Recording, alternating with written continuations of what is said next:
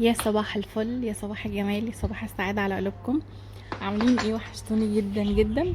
اتأخرت طبعا عليكم، انتوا خلاص بقيتوا متعودين اصلا ان انا يعني كل فين وفين لما هنزل فيديو. تقريبا اخر فيديو نزلته كان من شهر حاجة كده يعني.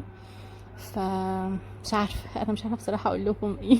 انا عارفة ان انتوا زهقتوا من كتر ما كل مرة اقول لكم خلاص وهلتزم وهنزل فيديوهات ومش هتأخر عليكم. معرفش ايه اللي بيحصل لي والله يا بنات. بس فعلا حرفيا الفترة اللي فاتت كانت يعني صعبة جدا جدا فما تتخيلوا.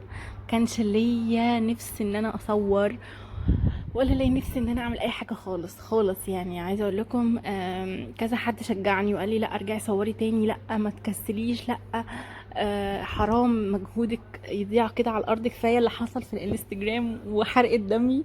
اللي انا لحد دلوقتي بجد بجد متاثره بيها جدا. يمكن دي اكتر حاجه مخلياني ماليش نفسي اصور لليوتيوب، ان موضوع الانستجرام بجد اثر فيا جامد جدا لدرجه ان انا مبقاش ليا نفسي ان انا اصور اصلا. انا نسيت اصلا التصوير، نسيت ان انا بصور، نسيت كل حاجه. خلينا دلوقتي اقول لكم بس الاول، عشان كنت عايزه اوريكم الشوكولاته الدارك دي رهيبه يا بنات. عايزه اقول لكم انا دلوقتي مبقتش اقدر اكل الشوكولاته العاديه، بحيث ان هي بقت مسكره قوي من ساعه ما جبت اللي هو الدارك. بس هي مش دارك 100%، يعني هي تقريبا مكتوب عليها يا 60 يا 70%. طعمها حلو جدا، خصوصا اللي بالبن، اللي هي بحبوب البن. هي فعلا فعلا حقيقي جواها حبوب بن، انتوا متخيلين؟ فبتفوق جدا، حلوه جدا بصراحه. الصبح بحب اخدها كده مع القهوه او مع النسكافيه، بتبقى طعمها خطير بجد، طعمها حلو قوي قوي. متبقاش مسكره خالص، سكرها قليل جدا جدا. كمان المراره بتاعت حبوب البن دي مخليها في حته تانية خالص. يلا نبتدي بقى مع بعض، وصباح السعاده بالمج بتاعي اللي انتوا خلاص اتعودتوا عليه. بتفائل بيه لما بحب اصور لكم، يعني بتفائل ان انا ابتدي معاكم بمجي صباح السعاده. انا الاول اخدت القهوه بتاعتي مع الشوكليت اللي هي الدارك دي، وبعديها تقريبا بساعه او بساعتين ببتدي اخد بقى اي ساندوتش افطر بيه. انا في الوقت ده انا مش هكدب عليكم، انا اصلا يعني انا خلاص بطلت دايت تقريبا. بعد ما كنت قاعده عماله اقول لكم هنتحمس مع بعض واحمسكم، انا نفسي خلاص لخبطت الدنيا، بس ان شاء الله ارجع تاني. بس انا كنت ساعتها في الوقت ده انا كنت مصوره الفيديو ده من بدري على فكره. كنت يعني حتى لما باكل عيش ما باكلش عيش ابيض او عيش فينو او كده. بحب اللي هو العيش التوست الاسمر ده، بيكون حلو جدا وبيشبع وفي نفس الوقت يعني بيقضي الغرض، انتوا فاهمين. وبس. بس دلوقتي انا لا يعني ما باكلش بصراحه التوست الاسمر ده، انا بقيت اكل عادي. منعت العيش، بس ساعات ساعات يعني كده بيجي على نفسي شويه، ممكن اكل مثلا نص رغيف عيش. ممكن الفينو، انا بحب الفينو جدا. انا عارفه ان هو كارثه، بس ساعات يعني كل فين وفين كده لما باكل منه. وانا كنت عامله بسطرمه بالبيض للولاد، فاخدت كده حته مع التوست وحمصتها في الاير فراير. حلو جدا، بيبقى حلو قوي الساندوتش في الاير فراير، بيحمصه بيخليه كده في تحميصه كده حلوه قوي.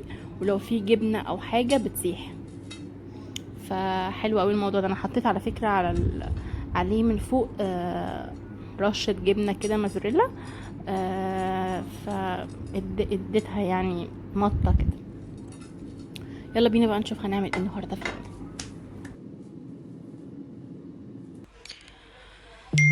دخلت بقى هنا علشان في حاجات كتير عايزة اعملها في الريسبشن. طبعا شايفين المنظر عامل ازاي.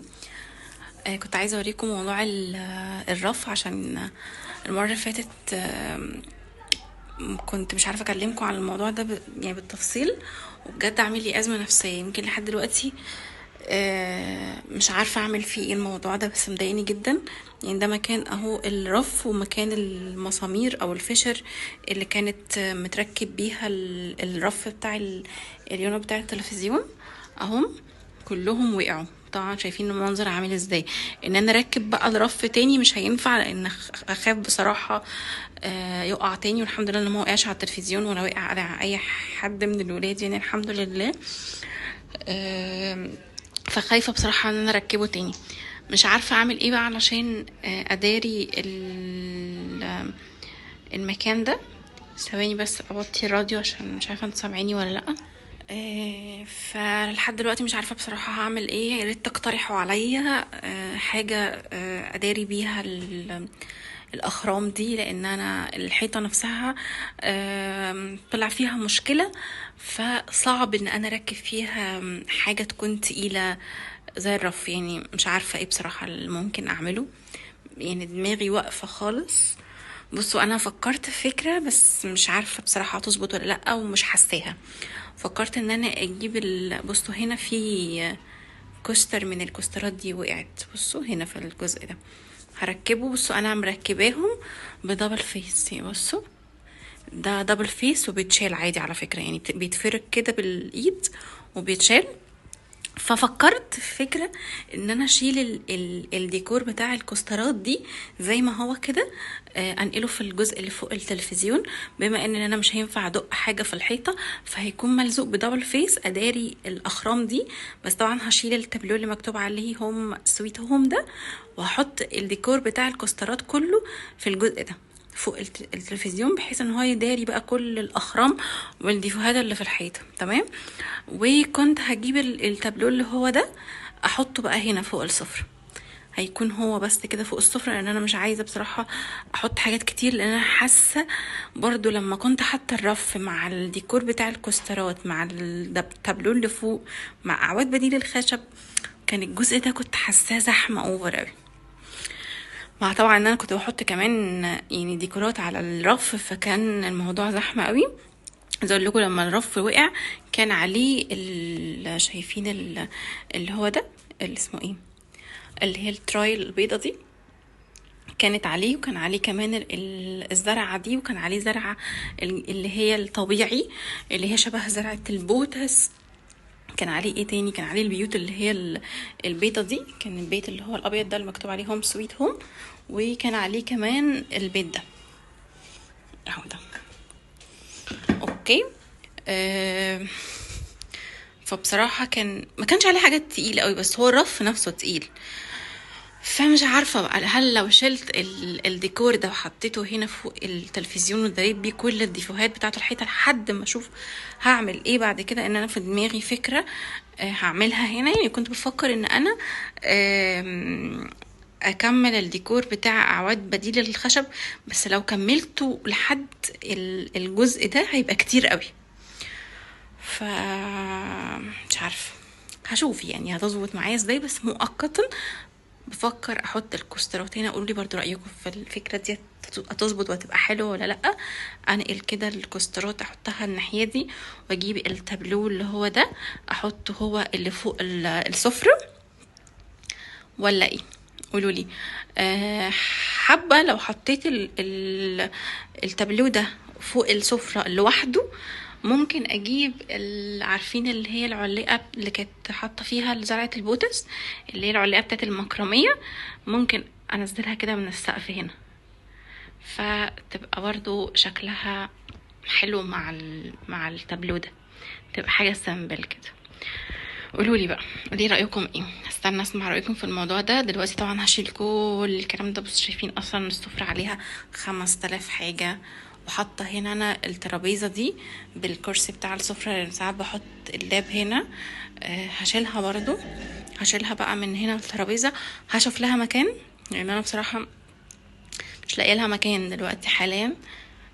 فهنشوف هنعمل فيها ايه، وهنلم الدنيا على قد ما نقدر. بصوا الدنيا اصلا من هنا عامله ازاي، ففي حاجات كتير عايزه تتلم. وانا مش حاطه اسمها ايه، السجاده بتتغسل، ولما تيجي مش هحطها، لان انا هحط سجاده تانية خالص. كنت عايزه اجيب اللي هي السجاده اللي زي درجه الجراي دي، شايفين الدرجه الجراي دي ساده، اللي هي الشاج المضغوط الساده. عايزه اخرج بقى خالص عن الاوف وايت والبيج. فلحد ما تيجي انا مش هفرش حاجه، الدنيا حر اصلا، والواحد كل يوم بيبقى عايز يلمع السيراميك وكده، فحاطه بس دي مؤقتا كده، بس عشان لو عايزين الولاد عايزين يقعدوا عليها او حاجه. بس كده. يلا بينا بقى نشوف هنعمل ايه. عايزه اقول لكم ان الفيديو ده متصور تقريبا من اسبوعين.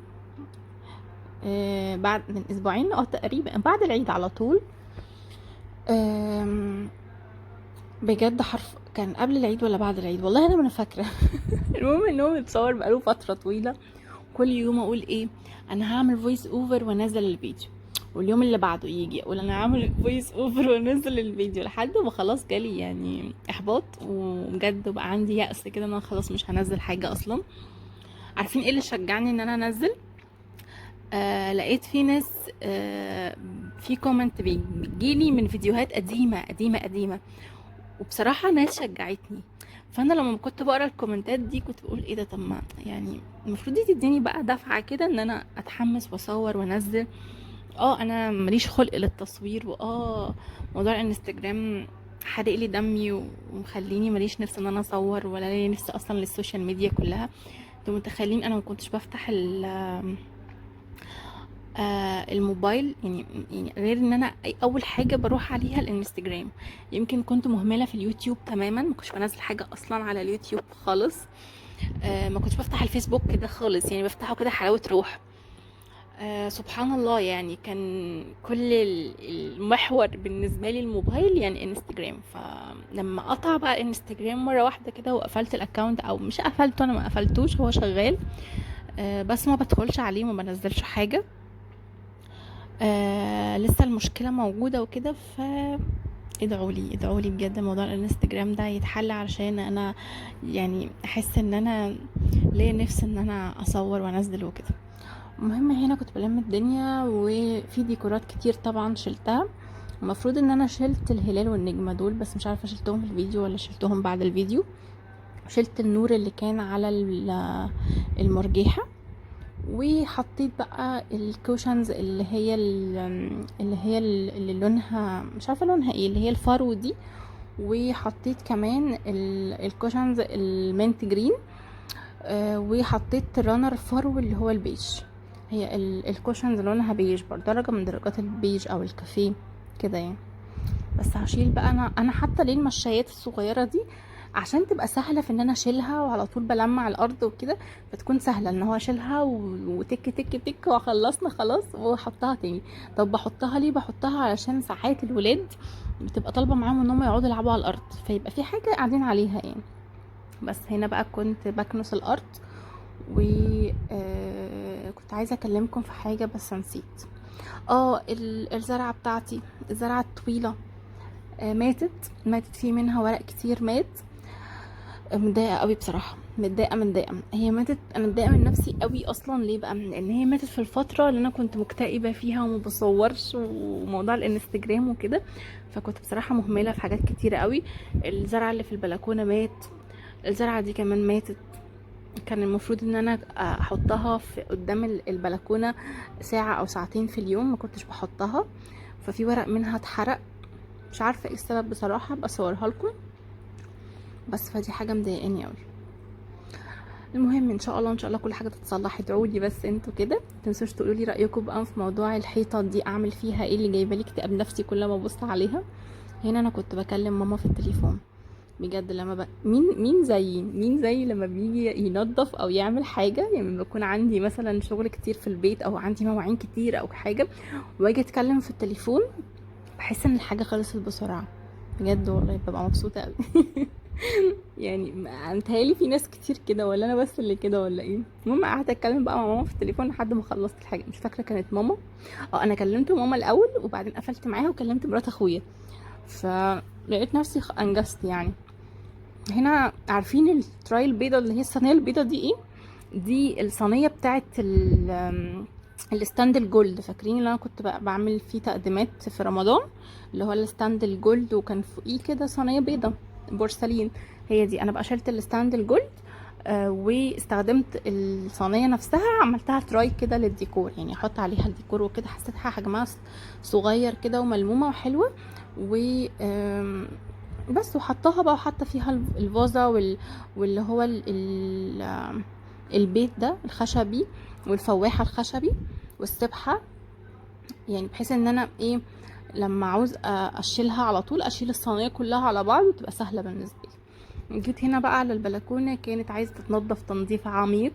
عايزه اقول لكم انا مرمطت البلكونه حرفيا في العيد، مرمطه السنين والله العظيم. ليه بقى؟ لان احنا كنا بنشوي في العيد، فانتم متخيلين بقى انا حاطه الشوايه. بس الحمد لله ان انا كنت شايله جزء من النجيله، لان انا السنه اللي فاتت عملت الموقف ده وكنت شايله النجيله وجوزي حرق لي النجيله، فبجد كنت متضايقه قوي، كان بيوقع عليها الفحم فحرقها. فانا النجيله دي انا جايباها بقى لسه شارياها جديد، وجايباها من النوع كمان الحلو. فقلت ايه، هشيل جزء منها كده نصها، بحيث ان انا احط الشوايه في الجزء التاني. بس طبعا بقى على مين، برضو في فحم وقع عليها، بس الحمد لله ما اتحرقتش يعني. بس ريحه الفحم والشوي مسك فيها، حاسه ان فيها براده من اللي هما الفحم ده نزل فيها. عايزه اقول لكم انا لما نقعتها في البانيو ما كنتش عايزه بجد بجد ما كنتش عايزه اوريكم خالص، كنتش عايزه اصور لكم منظرها. الميه كانت شكلها قذر يعني بطريقه مش طبيعيه. فبجد نزلت بلاوي بلاوي، مع ان هي شكلها كان نظيف، يعني انتوا تشوفوها شكلها نظيف، اول ما حطيتها في الميه نزلت بقى ايه، بلاوي سودا يعني. بس فانا شلت النجيله، وشلت كمان عارفين اللي هي البرجوله اللي خضراء اللي انا حطاها على السور دي، برضو غسلتها ونقعتها في البانيو الاول، وغسلتها وصفتها ورجعتهم تاني. هنا بقى عملت الالوان بتاعه التلفزيون. عارفين ان انا اليومين دول مبقتش حابه احط اي حاجه على اليونت نهائي، يعني عايزه اقول لكم بعد الفيديو ده تقريبا، يعني اليومين دول انا شايله كل حاجه من على اليونت حرفيا، مش حاطه غير التراي البيضه. ليه بقى؟ حاطه التراي البيضه وحاطه الكتب الديكور بس. اللي هي علشان التراي اللي هي البيضه اللي على اليمين دي اللي هي ورا الشمعدانات الاسود، انا مخبيه بيها المشترك في مشترك طويل كده، فانا حطاه فمخبيه بيه المشترك عشان شكله بيضايقني. بس فحابه اليومين دول مش عارفه ليه بقيت احس بتخنق من الزحمه بجد. بقيت يعني ممكن تكون ايه بقى، تغيرات كده بتحصل، مش عارفه دي هرمونات دي ولا ايه. ساعات تلاقيني حابه ان انا احط حاجات يعني مش كتير، بس احط ديكورات كده وحاجات مترقعه، وساعات احس ان انا ملانه وزهقانه وحاسه ان الدنيا زحمه واوفر، بتلاقوني بقى شلت كل حاجه. بحب قوي قوي قوي الترابيزه اللي هي الصغيره اللي انا جبتها دي، حبيت احط فيها، شلت بقى الزرعه الطويله اللي هي اللي ماتت دي، دخلتها في البلكونه. قلت لحد ما اشوف هعمل فيها ايه، وحطيت مكانها الزرعه الصغيره فوق الترابيزه. جبت ترابيزه ايكيا حطيتها هنا، علشان هنا الولاد بيحبوا يقعدوا هنا عشان هنا في مشترك، فبيبقوا حاطين اللابتوب وبيقعدوا بقى هنا جنب المشترك، يحطوا الفيشه او الشاحن بتاع الموبايل او الفيشه بتاعه اللابتوب. فحطيت لهم الترابيزه دي هنا، وحطيت عليها، المفروض يعني انا حطيت عليها اللاب، والترابيزه التانية مدوره حط عليها اللاب بتاعي بقى الناحيه التانية ناحيه المرجح.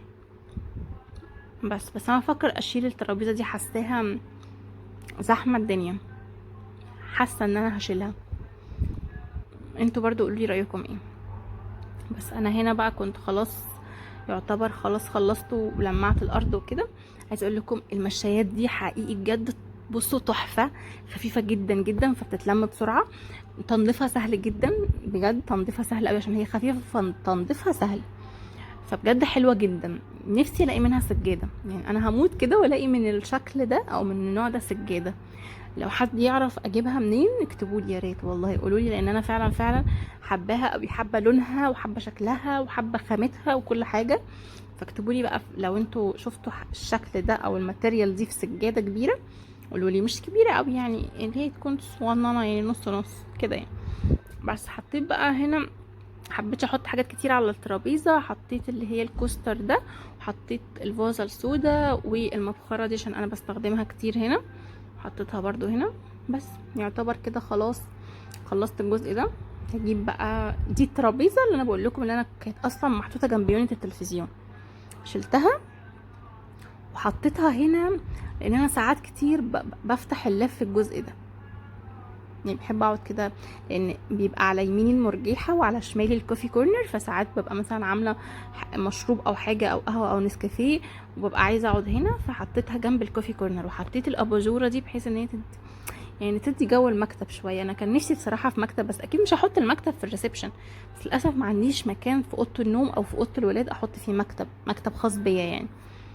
فعملتها يعني تكون كورنر كده، لو انا عايزه اعمل حاجه على اللابتوب، عايزه اكتب حاجه في النوت بتاعتي في كده يعني. فحاسه الجزء ده الجزء المفضل، هو الجزء بتاعي، وطبعا جنب الكوفي كورنر، فتحسوه يعني جزئي كده انا خاص بيا. بس خلصت بقى الريسبشن، دخلت على المطبخ، كان عندي مواعين كتير، والمطبخ كان عايز يتروق، وكان سبهلله في اليوم ده، سبهلله. تعالوا بقى نرغي شويه، قولوا لي اخباراتكم ايه كده، طمنوني عنكم في الكومنتات. انا عارفه طبعا ان في كتير ناس خلاص فقدوا الامل فيا، وفي ناس كتير مش هيجي لهم اشعارات بالفيديو، وفي ناس كتير مش هيتفرجوا على الفيديو، بس اللي هيشوفني يعني طمني عليه، وقولوا لي ايه رايكم في حاله الكآبه اللي انا كنت فيها دي. اعمل ايه علشان ارجع كده اتحمس تاني واصور لكم، وارجع ابقى متواجده تاني، عشان انا بجد الموضوع ان انا مختفيه كده ومش متواجده دي مسبب لي ازمه نفسيه رهيبه بجد. مش انا جبت صفايه اطباق جميله تحفه زي صفايه ايكيا، بس الاحلى بقى ان هي احلى كمان من صفايه ايكيا في ايه، ان هي ليها قاعده كده، فبتصفي يعني، ليها كده قاعده يعني رجول، بتصفي بقى الميه بتاعتها في الحوض. هصورها لكم، لازم اصورها لكم. انا تقريبا هنا في الفيديو ده ما كنتش لسه جبتها تقريبا، ان شاء الله في الفيديو الجاي اوريها لكم، لان هي بجد بجد خطيره، اختراع تحفه. اولا مش كبيره قوي بس بتشيل كتير جدا، التصميم بتاعها عملي عملي بطريقه ما تتوصفش، شكلها شيك اصلا قوي، لونها ابيض كده، شكلها شيك. هوريها لكم ان شاء الله في الفيديو الجاي. ايه تاني كنت عايزه اقول لكم عليه؟ في حاجه كنت عايزه اقول لكم عليها ونسيت. ايه، كنا بنتكلم في موضوع اعمل ايه علشان ارجع تاني ما كسلش واصور وابقى متواجده وكده. ممكن يعني بدل يعني في الفتره اللي انا مش لسه هفتح فيها الانستجرام، يعني الفتره اللي جايه دي اتشجع على الفيسبوك شويه. احاول ان انا قعدت فتره طويله كده انزل فيديوهات على الفيسبوك، وبعدين برضو قطعت، فان شاء الله اتشجع وانزل على الفيسبوك برضو ان شاء الله. هحاول يا رب بس افتكر ما انساش. اسيب لكم اللينك بتاع الفيسبوك بتاعي تحت في الديسكريبشن، عشان اللي عايز يتواصل معايا، اللي عايز يتابعني، اللي عايز يبقى يعني في اتصال كده ما بيننا، لان انا كنت دايما ببقى متواجده معاكم على الانستجرام، وكان في ناس كتير بيبعتولي، في ناس كتير كانوا بيبعتولي ياخدوا رايي في حاجات كتير قوي. فطبعا عشان غبت على الانستجرام، فمش عايزه ابقى غايبه كده يعني، او مختفيه اختفاء تام يعني. فهسيب لكم اللينك بتاع الفيسبوك تحت في الديسكريبشن، اللي حابب بقى يتواصل معايا يبعت لي على الفيسبوك.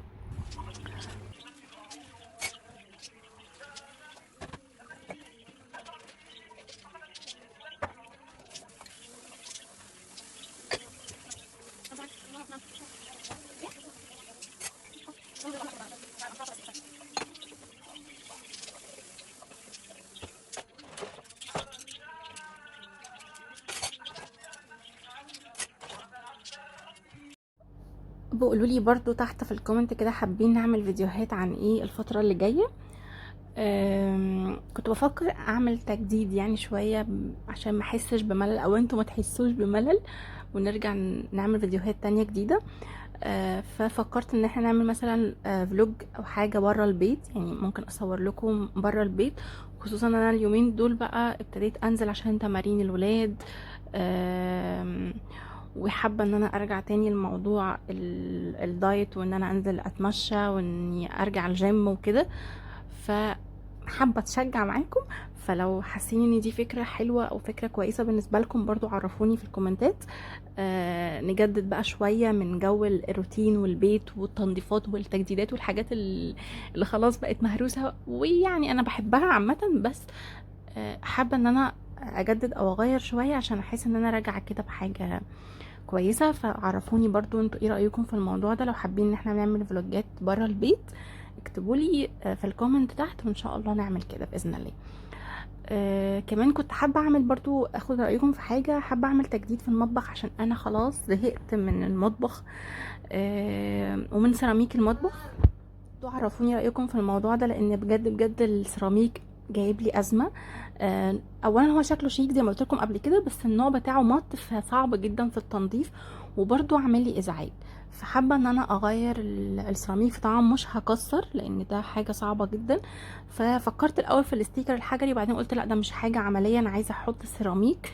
ففكرت ان انا اعمل، عارفين اللي هم السيراميك اللي هو اللي شبه الستيكر الحجري، بس هو سيراميك بيبقى يعني حجر كده بيتلزق جنب بعضه. هبقى احاول اجيب لكم صوره ليه، قولوا لي برضو رايكم. مع ان انا نفسي اعمل تجديد بقى تام للمطبخ، بس ادعوا لي ان انا اعمله، لان الجو حر جدا اليومين دول، وانا عندي المطبخ بيبقى حراره شديده شديده، يعني مش قادره اوصفها لكم. ففكرت ان انا افتحه زي ما قلت لكم، ان انا هد الحيطه اللي انا قلت لكم عليها قبل كده، واعمله افتحه يعني على الريسبشن. بس مش عارفه الموضوع ده هينفع ولا مش هينفع، فادعوا لي ان هو ينفع، عشان بجد بجد المطبخ عندي بقى سخن بطريقه رهيبه، طبعا خصوصا ان احنا اليومين دول اصلا الجو حر جدا. ففكرت في الفكره دي، بحيث ان هو لما يبقى مفتوح على الريسبشن التكييف وكده يجيب هوا على المطبخ، فالسخونيه دي تهدى شويه، وفي نفس الوقت احس بتجديد من ان انا اتخنقت اصلا من شكل المطبخ عندي. فبرضه مستنيه اسمع رايكم في الموضوع ده. هنا خلصت خلاص بقى المطبخ والدنيا بقت تمام. حبيت ان انا اعمل كده بخور في الشقه. عايزه اوريكم بخور كده جالي من السعوديه. البخور ده رهيب. يقال يعني ان هو بيمشي الطاقه السلبيه من البيت، وان هو يعني بيكون فيه كده طاقه ايجابيه وريحته حلوه وحاجات كده، هنبقى نتكلم بالتفصيل فيها. بما ان انا كنت عندي كآبة من البيت وعندي اكتئاب وكده، فحد رشحهولي وقال لي ان هو هيهدي الدنيا في البيت وكده، ونفسيتنا نفسها تبقى حلوة كده ومرتاحة. فبصراحة هو ريحته حلوة جدا جدا جدا، وبقالي مدة بستخدمه. هبقى اقول لكم عليه ان شاء الله في الفيديو الجاي، هل هو فعلا حلو ولا لا. خصوصا ان هو سعره غالي، بس هو فعلا حلو.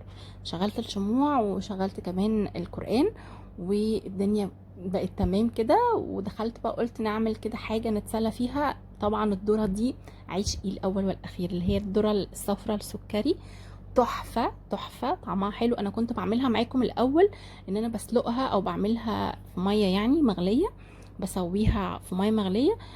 قلت هجربها في الاير فراير، بحيث ان هي تكون يعني تستوي بسرعة ويكون ليها طعم مختلف، وما يكونش مسلوقة بقى، يعني فاهمين.